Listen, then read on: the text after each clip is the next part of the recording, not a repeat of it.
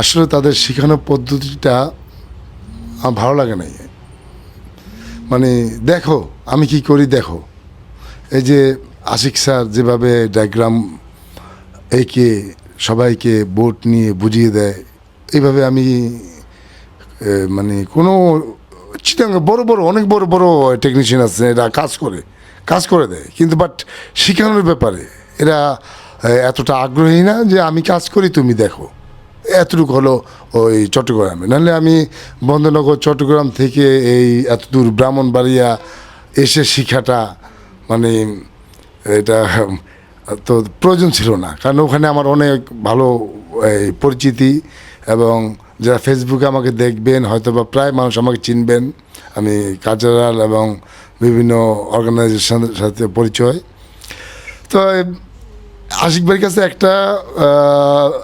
আশিক স্যারের কাছে একটাই জিনিস মানে পাবেন যে একদম ওই যে এই শিশু শ্রেণী থেকে যেভাবে গড়ে তোলে বাচ্চাদেরকে, ফাউন্ডেশনটা যেভাবে গড়ে তোলে, মানে উনি সেইভাবেই গড়ে তোলে যাতে পরবর্তীতে বড় ক্লাসে উঠলে যাতে কোনো ওটা খুব সহজে মানে মাথায় চলে আসে।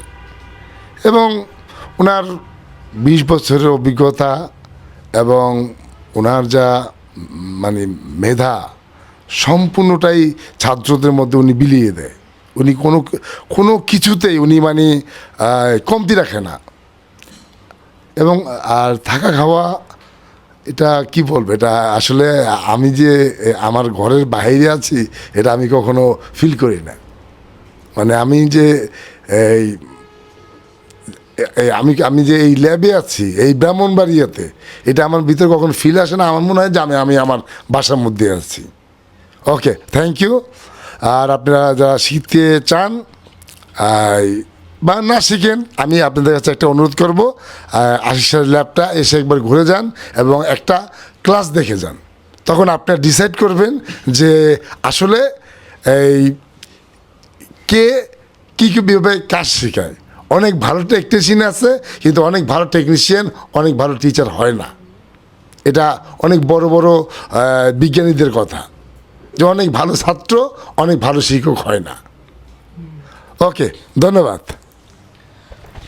তো সবার জন্য দোয়া করবেন এবং আমার জন্য দোয়া করবেন, আমরা যাতে প্রতিনিয়ত বাংলাদেশের যারা যুবক সমাজ আছে বা অনেকে বেকার আছে, যারা লাইফে কিছু করতে পারতেছে না বা অনেকে আছে কাজটা শিখতে চাই, তো আমি যতটুকু জানি ইনশাল্লাহ সবার মাঝে যাতে আমার এই শিক্ষাটা পৌঁছে দিতে পারি।